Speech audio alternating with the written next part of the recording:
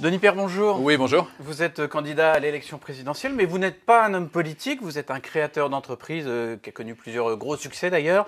Pourquoi aller chercher l'investiture des Républicains plutôt que de vous lancer directement dans la course à l'Élysée ? Alors, je suis aussi un citoyen engagé. J'ai aussi créé des associations. Je me suis battu aussi au titre de Nous Citoyens pour essayer d'impacter le débat public en 2017. On a réussi, d'ailleurs, on avait réussi à ce que François Fillon décide de proposer un programme de réforme ambitieux du pays. Et en voyant que les Républicains cette année n'avaient pas de candidat qui allait porter ce programme, j'ai décidé d'y aller. Donc, c'est la raison pour laquelle, effectivement, j'ai décidé de rejoindre les Républicains parce que en 2016 et 2017, les adhérents, les sympathisants avaient plébiscité très largement un programme de réforme très ambitieux. Que vous ne retrouvez pas aujourd'hui parmi les autres candidats ? Que je ne retrouve pas aujourd'hui parmi les autres candidats, non, absolument. Donc c'est la raison de mon engagement. Alors le point qui a sans doute le plus marqué dans votre programme jusqu'ici, c'est la suppression annoncée de 620 000 postes de fonctionnaires. Vous parvenez à ce chiffre en expliquant qu'il faut baisser de 11% la dépense publique pour à la fois rétablir nos comptes et puis alléger les prélèvements. Mais où seraient pris ces 620 000 postes ? Alors, avant de parler des 620 000 postes, simplement le rationnel. Aujourd'hui, la France est un pays anormal. La France prélève 140 milliards d'euros de plus que ses voisins pour faire la même chose. 2,5 fois le budget de l'éducation nationale, 6 points de PIB de plus que les voisins. La France a un déficit structurel de 3 points de PIB par an hors période de Covid, 80 milliards d'euros. Donc 140 plus 80, ça fait 200 milliards, 220 milliards. Il faut trouver 220 milliards pour redevenir un pays normal. Le fait d'être un pays anormal, aujourd'hui, détruit l'industrie, détruit l'agriculture et assomme le pouvoir d'achat. On ne peut plus continuer. Alors ça, c'est le pourquoi. Ça, c'est le pourquoi. Alors ensuite, où est-ce qu'on les trouve ? On a souvent des annonces comme ça. On va supprimer un peu beaucoup de postes. Alors, où est-ce qu'on les trouve ? Mais la précision de l'endroit où on les trouve. On a aujourd'hui des services administratifs qui sont pléthoriques dans toutes les administrations. Prenons par exemple la santé, les chiffres sont beaucoup sortis au moment du Covid. Le système de santé français, on a 35% du personnel qui ne voit jamais un patient. En Europe, en moyenne, c'est 24%. Ce différentiel de 10 à 11 points, c'est une bonne vingtaine de milliards d'euros, uniquement dans le système de santé.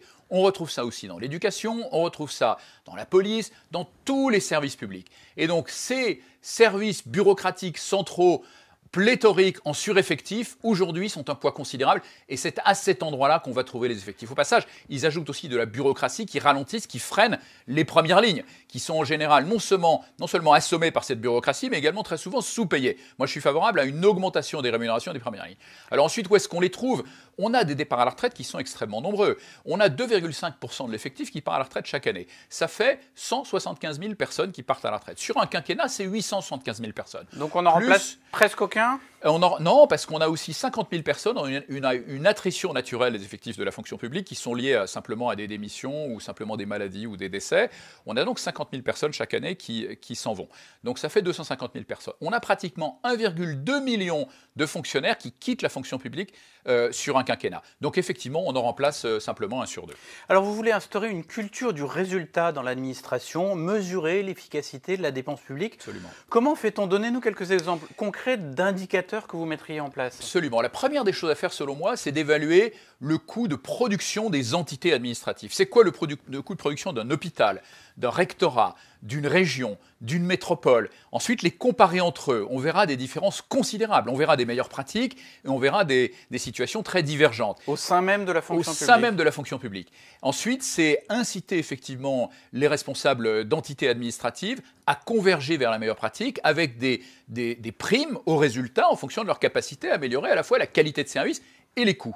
Et par exemple, dans l'éducation, c'est des primes pour les enseignants en fonction de leur capacité à faire évoluer les élèves. On mesure le niveau de l'élève en début d'année avec un observateur extérieur. On le mesure en fin d'année en fonction de la capacité à faire évoluer l'élève. On a une prime en fonction du résultat. Aucun autre candidat, sans doute, ne propose de bousculer à ce point la fonction publique. Comment est-ce que vous allez vous y prendre pour ne pas déclencher une guerre avec les syndicats et pour ne pas paralyser le pays par des grèves ? Absolument. D'abord, je pense que beaucoup de fonctionnaires sont tout à fait d'accord avec mon analyse. Je pense en particulier à tous les fonctionnaires en première ligne aujourd'hui, qui sont souvent mal payés, peu considérés et qui subissent le poids de cette bureaucratie, auxquels on demande des reportings qui ne servent pas à grand-chose, de remplir des formulaires en 3 exemplaires double tamponnés, sur lesquels on met un poids de la bureaucratie qui est considérable et qui perdent finalement le sens de leur travail. Donc il y a beaucoup de frustration aujourd'hui dans la fonction publique qui fait que beaucoup de fonctionnaires ont besoin d'un changement. Beaucoup aussi qui subissent même le laxisme, les mauvais fonctionnements. Je pense en particulier aux policiers, aux pompiers en première ligne. Donc il y a une demande aujourd'hui de beaucoup de fonctionnaires de beaucoup plus de rigueur rigueur, de beaucoup plus d'exigence, de beaucoup de meilleure gestion. Il n'empêche que ce n'est pas du tout le discours syndical, par exemple. Comment est-ce que vous allez vous y prendre? Vous allez dialoguer, vous allez contourner les syndicats? Non, il faut dialoguer avec les syndicats. Je pense qu'on peut en convaincre beaucoup. Si je promets aussi de redistribuer une partie des gains de productivité à travers une augmentation des rémunérations, par exemple, je l'ai évoqué dans le système éducatif, on sera en mesure d'embarquer, je pense, beaucoup de gens. Après, il faudra aussi simplement dire qu'on n'a pas le droit de bloquer le pays. On n'a pas le droit de bloquer le pays. On va exiger un service minimum dans toutes les administrations à 80% du service. On n'a pas le droit d'empêcher. Le droit de grève. On n'a pas le droit d'empêcher, mais ça existe déjà à EDF par exemple, à EDF et ça fonctionne très bien. On n'a pas le droit d'empêcher un étudiant d'aller étudier. On n'a pas le droit d'empêcher un entrepreneur, un artisan, un commerçant d'exercer son métier et l'empêcher de gagner sa vie. Il ne faut pas oublier que ces gens-là, ils ont besoin de travailler tous les jours pour gagner leur vie. Donc ça, c'est interdit. Bloquer le pays, c'est interdit. Vous pouvez manifester, vous pouvez protester, vous pouvez faire grève, mais en laissant un service minimum à 80%. Mais le blocage du pays, c'est juste un changement, ce service minimum à 80% partout. C'est un changement de loi. Bien sûr. Je prends un autre exemple. Vous voulez accorder aux responsables d'établissements scolaires la liberté de gérer leur budget, de recruter et de licencier leurs enseignants. Ça peut passer pour une provocation aux yeux de beaucoup dans la fonction publique. Il faut aujourd'hui mettre les syndicats de l'éducation nationale face à leurs responsabilités. Le système éducatif français, quelle que soit la qualité incontestable de la plupart de nos fonctionnaires, est au bord du gouffre. Les résultats sont désespérants. On est parmi les derniers de PISA. On a le système le plus injuste socialement des pays développés, ce que dit PISA régulièrement, l'un des plus injustes. Quand on est pauvre, on a le plus de chances de rester pauvre. On a aussi Teams récemment qui nous a dit qu'en sciences, en maths et physique, on était parmi les derniers pays. On est derrière l'Albanie, qui est un pays qui a subi 50 ans de communisme rouge vif et qui a des moyens beaucoup plus limités que nous. C'est la faute aux enseignants ? C'est la faute au système, c'est la faute à l'organisation, c'est la faute à la gouvernance, c'est la faute à un système effectivement où il n'y a aucune obligation de résultat, où il y a des sureffectifs pléthoriques dans les administrations centrales et où il n'y a pas effectivement d'autonomie des chefs d'établissement, il n'y a pas de principe de management élémentaire comme on trouve dans n'importe quelle organisation moderne. Vous vous revendiquez libéral, mais votre premier thème de campagne, c'est retrouver un État fort. C'est quoi le rôle de l'État pour vous ? Le rôle de l'État, aujourd'hui on a l'État le plus coûteux au monde, qui prélève les impôts les plus élevés au monde, qui a la dépense publique la plus élevée au monde, et qui est incapable aujourd'hui d'assurer des missions régaliennes élémentaires qu'on est en droit d'attendre de la part d'un État. Il y a une espèce de paradoxe invraisemblable entre les moyens consacrés et l'incapacité à avoir une justice qui fonctionne, une lutte contre l'islam radical qui fonctionne et une politique migratoire sous contrôle. Donc l'État fort, c'est l'État qui se concentre sur ces missions que personne peut gérer à sa place et qui les exerce avec excellence. Et pour les autres missions, l'État doit se contenter le plus possible d'être dans la définition d'objectifs, le contrôle de l'exécution des objectifs, et la partie exécution opérationnelle doit être confiée le plus possible, dans au moins 50% des cas, à des opérateurs tiers, associations ou entreprises. Alors sur les questions régaliennes, justement, sécurité, immigration, justice, défense, on a plus de mal à percevoir ce qui fait votre originalité par rapport aux autres candidats LR.